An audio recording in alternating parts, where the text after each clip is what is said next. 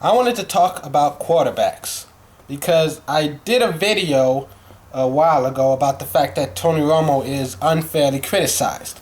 And by that same measure, a lot of quarterbacks are unfairly honored, if you will. First, let's start with Peyton Manning. In my opinion, one of the greatest football players ever to play the game. He's the best quarterback ever in NFL history. You've got a lot of great guys like Brett Favre, Dan Marino, who hold all sorts of records, and you've got a lot of guys like Tom Brady and Drew Brees who are basically guaranteed Hall of Famers. And you've got a lot of, you have to give credit to all the older guys like Sammy Barr. Without him, football would not be football. He's one of the best to ever play. I give a lot of respect to a lot of these other names, but in my opinion, Peyton Manning is the best pure quarterback that the game has ever seen.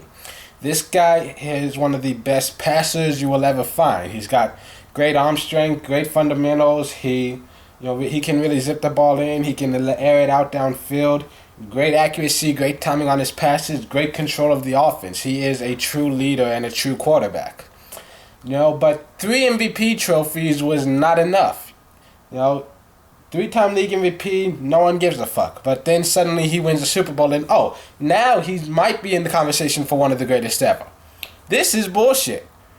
Because Dan Marino never won a Super Bowl, and you cannot say that he's anything but a top 5 quarterback all time. This guy's one of the best. And it's the same thing with Peyton Manning, because quarterbacks do not win Super Bowls. Teams win Super Bowls. And, when you look at the Colts when they finally won the Super Bowl, it's because they finally had a defense. Bob Sanders has never played 16 games in his career. Never in his entire life has he played an entire season. And that year, when they finally won it all, he played 15 games. That was at the time and still remains a career high. 15 games in that season. He won Defensive Player of the Year. And then he played in all of their playoff games. And during that playoff run, it was not Peyton Manning doing anything special. Peyton Manning was still being Peyton Manning, like he always is. It was the defense finally stepping up. Larry Johnson, who at the time was one of the best in the league, right up there with LaDainian Tomlinson, back when he was in his prime, LJ, he was someone to be feared. And the Colts defense held him to a total of 27 yards. Total. The Colts defense in recent years, with a lot of those same pieces, have been allowing 27 yards of rush. That game they held him to 27 yards total per game, and he was their only weapon on that offense. And then next week, they go into Baltimore and completely shut out the Ravens. Yes, the Colts, they didn't get any points, any touchdowns either. It was nothing but field goals, but that's the Ravens' defense with guys like Ray Lewis, Chris McAllister, Ed Reed. You expect that from the Ravens. But the Colts, they held them to 0 points. It was a shutout victory. That's all about defense. And even when you look at the Patriots, the Patriots had a huge lead going into halftime. And then suddenly Peyton Manning leads them on a second half comeback. Yes, Peyton Manning did a fantastic job throwing the ball and putting up points. But that wouldn't have meant shit if Tom Brady had been able to match him score for score. So, while Peyton Manning did a great job staying poised and delivering good passes and leading the offense, the defense had to hold the Patriots scoreless for that entire second half. Otherwise, it wouldn't have meant anything. Second half comebacks, fourth quarter comebacks, they start on defense. The defense has to give the offense the opportunity to close the gap. Because it doesn't matter how many points the offense scores, the deficit isn't going to lessen if the opponents keep putting up points as well. So that starts with the defense finally putting pressure on Tom Brady and forcing him to make mistakes. And that's why they finally made it to the Super Bowl, and that's why they beat the Bears. I almost went with the Bears to win it because they had defense, but then I decided to go with the Colts because you don't bet against Peyton Manning. The Bears had a fantastic defense, but the Colts defense had stepped up to that same level. They both had great defenses, and in the end it was Peyton Manning that put them over the top, because Rex Grossman was never a quarterback capable of winning a Super Bowl. And when you look at Tom Brady, I'm not saying Tom Brady sucks. He is far from the worst quarterback ever. I mean, he has talent. I will recognize that. And I would not be upset to see him in the Hall of Fame, but at the same time, he does not deserve all of the praise that he's given. Get off his fucking nuts. He's not, the game. He's not the franchise. He really isn't. Let's look at the 3 Super Bowls that he won versus the 3 Super Bowls that he lost. When Tom Brady won those first 3 Super Bowls, it wasn't Tom Brady. It really wasn't. It was the defense. They had a great defensive core with guys like Rodney Harrison, Bruschi, Bravo. That whole front line with Warren and Seymour, they were complete beasts. This was a fantastic all-around defense that really stifled most of their opponents. And on offense, their offense really wasn't anything spectacular. Tom Brady, all he had to do is what he was told. He just had to not mess up. That was it. Very simple. Just don't turn the ball over, and don't throw incompletions. And that he did that very well. But it would have meant nothing if not for, in the first place, the tuck rule. Tom Brady would not be Tom Brady if not for the bullshit tuck rule. And second of all, Vinatieri. Adam Vinatieri, he deserves to be in the Hall of Fame. He is the best clutch kicker ever in the history of football.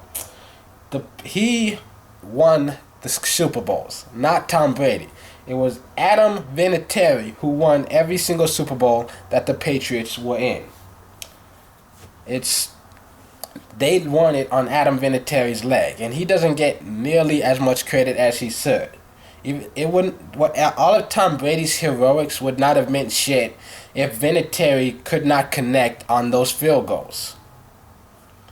And if you look at Vinatieri, he left the Patriots and they have not won a Super Bowl since. And he goes to the Colts, who the very next year win a Super Bowl. That's not really coincidence. It's not. It's Adam Vinatieri. A lot of people don't give enough credit to special teams, but it's a huge part of the game. It really is. It's a difference maker. And Adam Vinatieri is the best difference maker you could hope to have. And with Tom Brady, you see it after the Super Bowl era. After their dynasty ended, why couldn't they go back to the Super Bowl? Well, their defense got older, and they started losing players. They lost their running game. They had a pretty decent rushing attack way back in the day. And while Tom Brady didn't have guys like Randy Moss and Wes Welker, he had guys like Troy Brown, people who would always hold on to every catch that came their way. They did their jobs. Bill Belichick has always been a no-bullshit coach. And when Tom Brady went down, what happened? Matt Cassel steps up and wins 11 games. And Matt Cassel sucks. And that's what proved to me that it wasn't Tom Brady. It was Bill Belichick and his fantastic system. Matt Cassel, he had it easy. He was working for a great coach like Bill Belichick. He had a pretty damn decent defense. He had a lot of great receivers to throw to. They did miss the playoffs, but that was more because of circumstances. They played just as well with Cassel as they would have with Brady. And even when Brady comes back and they finally make it back to the Super Bowls, they keep losing. Why? Defense. The Patriots defense could not stop Eli Manning. Eli in the clutch moments able to come back and complete good throws, make those touchdowns. And the Giants defense, they kept Tom Brady on his ass. I mean, seriously, if you look at the average Patriots game, Tom Brady barely gets touched at all. People completely undervalue his offensive line. If you look at the preseason so far in 2012, Tom Brady is getting leveled. He's being knocked on his ass. Tom Brady has always had a fantastic goal line, especially on that left side. Matt Light, Logan Mankins. I mean, he has some Hall of Fame players on that line in front of him, and they've kept him looking pretty in the pocket. It's easy to complete passes when you have 10 minutes to find an open receiver. And against the Giants, with their pass rush in both of those games, Tom Brady just kept getting knocked on his ass. And you can see it as well in the second game against the Giants. Tom Brady had a chance to win it for them, and a lot of people say, well, Tom Brady finally choked. No, Tom Brady did exactly what he's always done. He went through his reads, he did the mechanics, he was precision embodied. But his receivers did not come through for him. They dropped the passes. And that's all there is to it. It takes a team to win a game. If the team doesn't come through, you lose. That's why Tony Romo is underrated, because his team has always sucked.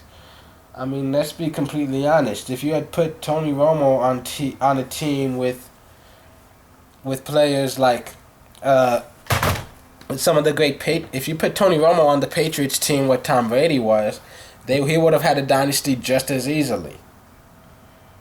If you had flipped them, put Peyton Manning and Tom Brady, switched the teams, their careers would have been on completely different paths. Tom Brady, might have gotten 2 or 3 years as the starter before he got kicked out the door, whereas Peyton Manning, he'd have 7 MVP trophies by now, and 2 or 3 championships more. He'd have like 5 or 6. And, just don't underestimate the value of a great defense. Defense, it means everything. Drew Brees was always one of the best in the league, but it was when the Saints defense actually started making stops, which the Saints defense has never done in the history of the franchise. Their defense finally steps up and starts making plays. Darren Sharper comes in and they start getting a lot of turnovers. That's when they win the championship. That's why the Baltimore Ravens and Pittsburgh Steelers are always in the hunt. It's not because they have Ben Roethlisberger, it's because they've always had a stifling defense with guys like Troy Polamalu and James Harrison. It's because the Ravens, for the past 2 decades, they've always had Ray Lewis. They've had guys in rotation like Terrell Suggs, Haloti Ngata, Ed Reed. Defense can do so much for a team. And like the Cowboys defense has had DeMarcus Ware for a while, and he's kept them honest. But at the same time, that backhand has been shit. The last great cornerback that we had was Deion Sanders. Since he left, we haven't had a true shutdown corner, a true playmaker at corner. The best defensive back that we've had since Deion was Roy Williams. He's one of the only Pro Bowlers that we've been able to acquire, and he couldn't cover worth shit. And once they put the horse collar rule in, he couldn't even tackle anymore. It takes a team to win a championship, and a quarterback is unfairly put before a team in too many situations.